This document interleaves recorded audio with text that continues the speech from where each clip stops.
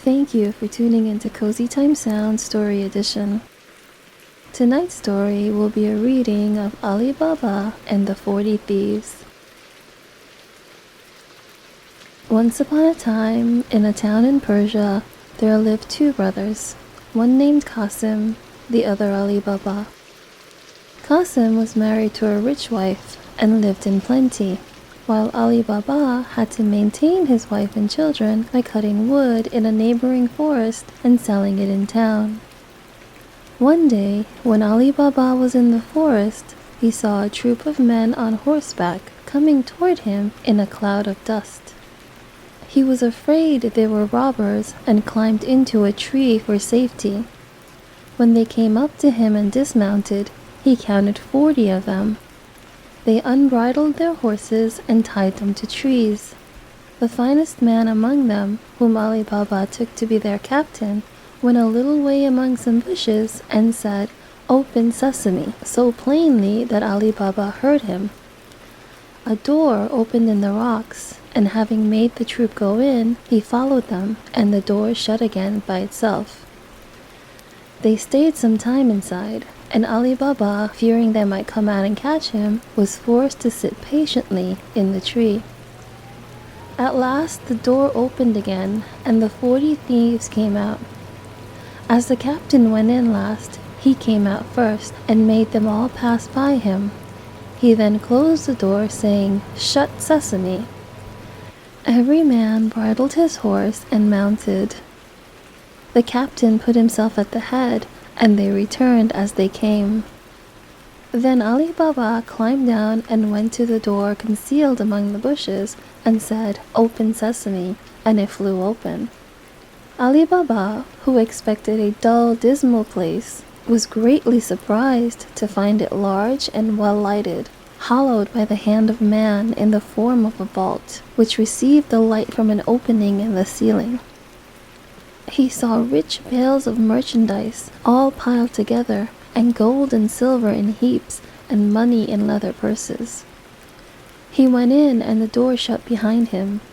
He did not look at the silver, but brought out as many bags of gold as he thought his donkeys could carry. Using the words, "Shut sesame," he closed the door and went home. Then he drove his donkeys into the yard, shut the gates, carried the money bags to his wife, and emptied them out before her. He bade her keep the secret, and he would go and bury the gold. "Let me first measure it," said the wife. "I will go borrow a measure of someone while you dig the hole." So she ran to the wife of Qasim and borrowed a measure. Knowing Ali Baba's poverty, the sister was curious to find out what sort of grain his wife wished to measure, and artfully put some suet at the bottom of the measure. Ali Baba's wife went home and set the measure on the heap of gold, and filled it and emptied it often, to her great content. She then carried it back to her sister without noticing that a piece of gold was sticking to it, which Qasim's wife saw as soon as her back was turned. She grew very curious and said to Qasim when he came home, "Qasim, your brother is richer than you. He does not count his money, he measures it." He begged her to explain this riddle, which she did by showing him the piece of money and telling him where she found it. Then Qasim grew so envious that he could not sleep, and went to his brother in the morning before sunrise. "Ali Baba," he said, showing him the gold piece, "you pretend to be poor, and yet you measure your gold." By this Ali Baba perceived that through his wife's folly, Qasim and his wife knew their secret, so he confessed all and offered Qasim a share. "That I expect," said Qasim, "but I must know where to find the treasure, otherwise I will discover all and you will lose all." Ali Baba, more out of kindness than fear, told him of the cave and the very words to use. Qasim left Ali Baba, meaning to get there before him and get the treasure for himself. He rose early next morning and set out with 10 mules loaded with great chests. He soon found the place and the door in the rock. He said, "Open sesame," and the door opened and shut behind him. He could have feasted his eyes all day on the treasures, but he now hastened to gather together as much of it as possible, but when he was ready to go, he could not remember what to say for thinking of his great riches. Instead of sesame, he said, "Open barley," and the door remained shut. He named several different sorts of grain, all but the right one, and the door still stayed closed. He was so frightened at the danger he was in that he had forgotten the words as if he had never heard it. About noon, the robbers returned to their cave and saw Qasim's mules roving about with great chests on their backs. This gave them the alarm. They drew their swords and went to the door, which opened on their captain, saying, "Open sesame." Qasim, who had heard the trampling of their horses' feet, resolved to sell his life dearly. So when the door opened, he leaped out and threw the captain down. In vain, however, for the robbers with their swords soon killed him. On entering the cave, they saw all the bags laid ready, and could not imagine how anyone had got in without knowing their secret.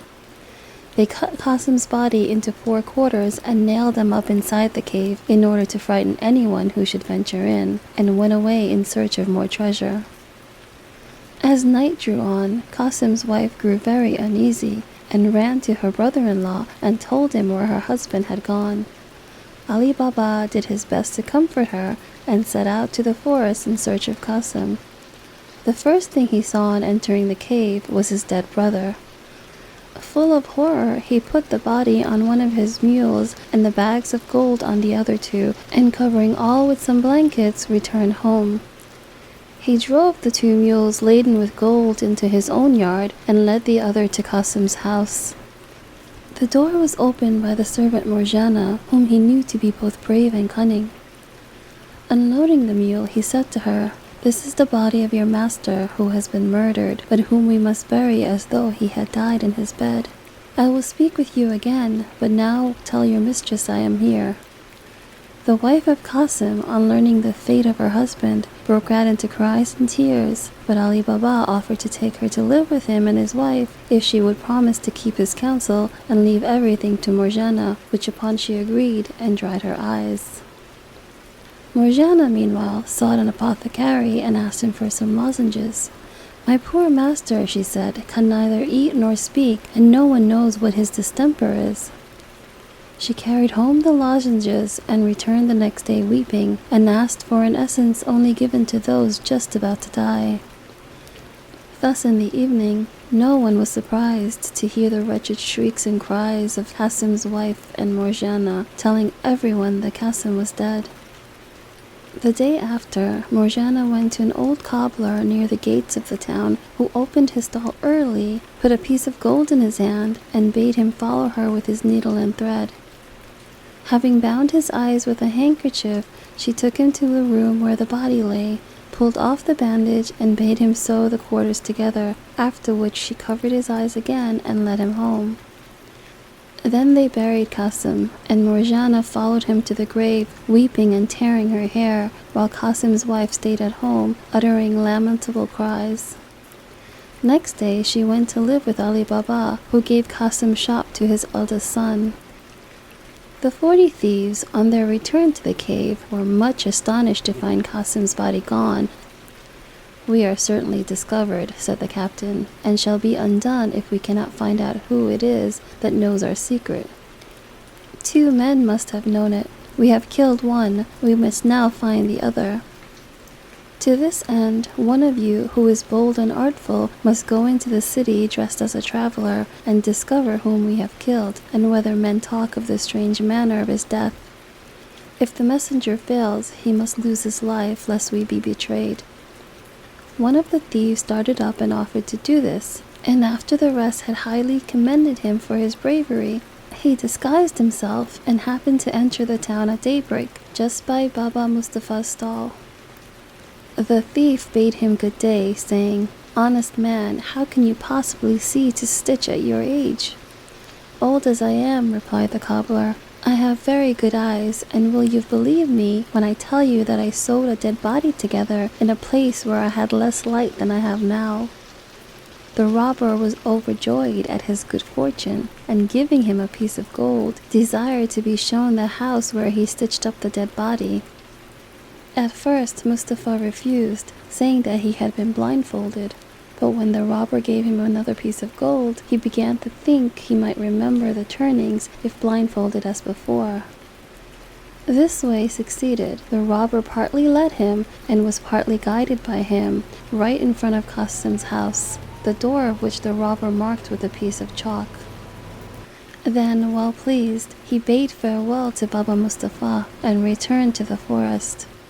By and by, Morjana, going out, saw the mark the robber had made, quickly guessed that some mischief was brewing, and fetched a piece of chalk, marked 2 or 3 doors on each side, without saying anything to her master or mistress. The thief, meantime, told his comrades of his discovery.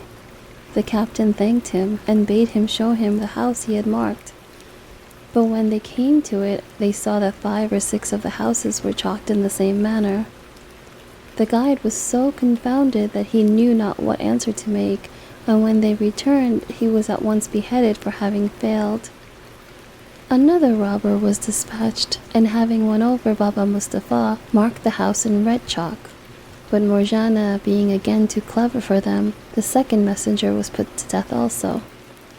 The captain now resolved to go himself, but wiser than the others, he did not mark the house, but looked at it so closely that he could not fail to remember it. He returned and ordered his men to go into the neighboring villages and buy 19 mules and 38 leather jars, all empty except one, which was full of oil. The captain put one of his men, fully armed, into each, rubbing the outside of the jars with oil from the full vessel. Then the 19 mules were loaded with 37 robbers in jars and the jar of oil, and reached the town by dusk. The captain stopped his mules in front of Ali Baba's house, and said to Ali Baba, who was sitting outside for coolness, "I have brought some oil from a distance to sell at tomorrow's market, but it is now too late that I know not where to pass the night, unless you will do me the favor to take me in." Though Ali Baba had seen the captain of the robbers in the forest, he did not recognize him in the disguise of an oil merchant. He bade him welcome, opened his gates for the mules to enter, and went to Morjana to bid her prepare a dinner and supper for his guest. He brought the stranger into his hall, and after they had supped, went again to speak to Morjana in the kitchen, while the captain went into the yard under pretense of seeing after his mules, but really to tell his men what to do. Beginning at the first jar and ending at the last, he said to each man, "As soon as I throw some stones from the window of the chamber where I am lying in, cut the jars open with your knives and come out, and I will be with you in a heartbeat." He returned to the house, and Morjana led him to his chamber. She then told Abdullah, her fellow servant, to put on the pot to make some broth for her master, who had gone to bed. Meanwhile her lamp went out, and she had no more oil in the house. "Do not be uneasy," said Abdullah. "Go into the yard and take some out of one of those jars." Morjana thanked him for his advice, took the oil pot, and went into the yard. When she came to the first jar, the robber inside said softly, "Is it time?" Any other person but Morjana, on finding a man in the jar instead of the oil she wanted, would have screamed and made a noise. But she, knowing the danger her master was in, came up with a plan and answered quietly, "Not yet, but soon." She went to all of the jars, giving the same answer, till she came to the jar of oil. She now saw that her master, thinking of helping an oil merchant, had let 38 robbers into the house. She filled her oil pot, went back to the kitchen, and having lit her lamp, went again to the oil jar and filled a large kettle full of oil. When it boiled, she went and poured enough oil into every jar to stifle and kill the robber inside. When this brave deed was done, she went back to the kitchen, put out the fire in the lamp, and waited to see what would happen. In a quarter of an hour, the captain of the robbers awoke, got up, and opened the window. As all seemed quiet, he threw down some little pebbles, which hit the jars. He listened, and as none of his men seemed to stir, he grew uneasy, and went into the yard. On going to the first jar and saying, "Are you asleep?" he smelt the hot-boiled oil, and knew at once that his plot to murder Ali Baba and his household had been discovered. He found all the gang was dead, and missing the oil out of the last jar, became aware of the manner of their death. He then forced the lock of a door leading into a garden, and climbing over several walls made his escape. Morgiana heard and saw all of this, and rejoicing at her success, went to bed and fell asleep. At daybreak, Ali Baba arose, and seeing the oil jar still there, asked why the merchant had not gone with his mules. Morgiana bade him look in the first jar and see if there was any oil. Seeing a man, he started back in terror. "Have no fear," said Morgiana. "The man cannot harm you. He is dead." Ali Baba, when he had recovered somewhat from his astonishment, asked what had become of the merchant. "Merchant," she said, "he is no more a merchant than I am," and she told him the whole story, assuring him that it was a plot of the robbers of the forest, of whom only 3 were left, and that the white and red chalk marks had something to do with it. Ali Baba at once gave Morgiana her freedom, saying that he owed her his life. Then they buried the bodies in Ali Baba's garden, while the mules were sold in the market. The captain returned to his lonely cave, which seemed frightful to him without his lost companions, and firmly resolved to avenge them by killing Ali Baba. He dressed himself carefully and went into town, where he took lodgings at an inn. In the course of many great journeys to the forest, he carried away many rich stuffs and much fine linen, and set up a shop opposite that of Ali Baba's son. He called himself Khoja Hassan, and as he was both civil and well-dressed, he soon made friends with Ali Baba's son, and through him with Ali Baba, whom he was continually asking to sup with him. Ali Baba, wishing to return his kindness, invited him into his house, and received him smiling, thanking him for his kindness to his son. When the merchant was about to take his leave, Ali Baba stopped him, saying, "Where are you going, sir, in such a haste? Will you not stay and sup with me?" The merchant refused, saying that he had his reason, and on Ali Baba's asking him what that was, he replied, "It is, sir, that I can eat no victuals that have any salt in them." "If that is all," said Ali Baba, "let me tell you that there shall be no salt in either the meat or the bread that we shall eat tonight."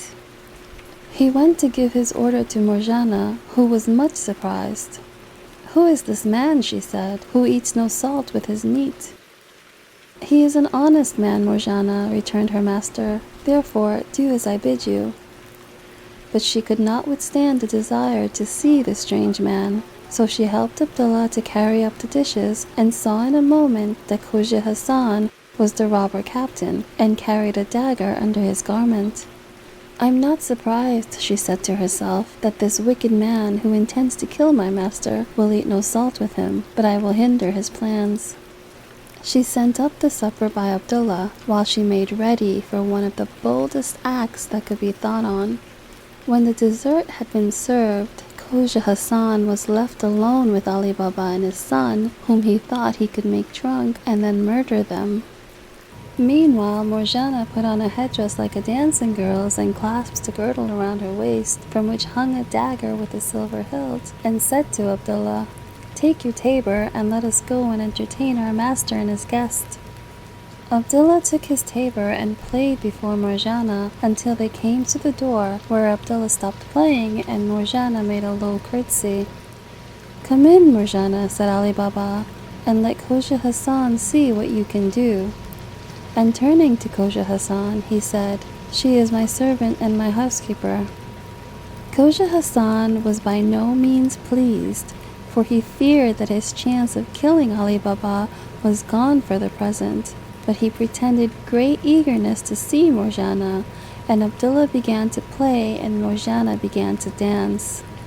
After she had performed several dances, she drew her dagger and made passes with it, sometimes pointing it at her own breast, sometimes at her master's, as if it were part of the dance. Suddenly, out of breath, she snatched the tabor from Abdullah with her left hand, and holding the dagger in her right hand, held out the tabor to her master. Ali Baba and his son put a piece of gold into it, and Khoja Hassan, seeing that she was coming to him, pulled out his purse to make her a present, but while he was putting his hand into it, Morgiana plunged a dagger into his heart. "Unhappy girl!" cried Ali Baba and his son. "What have you done to ruin us?" "It was to preserve you, master, not to ruin you," answered Morgiana. "See here," opening the false merchant's garment and showing the dagger. "See what an enemy you have entertained. Remember, he would eat no salt with you, and what more would you have? Look at him! He is both the false oil merchant and the captain of the 40 thieves." Ali Baba was so grateful to Morgiana for saving his life that he offered her to his son in marriage, who readily consented, and a few days later the wedding was celebrated with greatest splendor. At the end of a year, Ali Baba, hearing nothing of the 2 remaining robbers, judged that they were dead and set out to the cave. The door opened on his saying, "Open sesame." He went in and saw that nobody had been there since the captain left it. He brought away as much gold as he could carry and returned to town. He told his son the secret of the cave, which his son handed down in his turn, so the children and grandchildren of Ali Baba were rich until the end of their lives.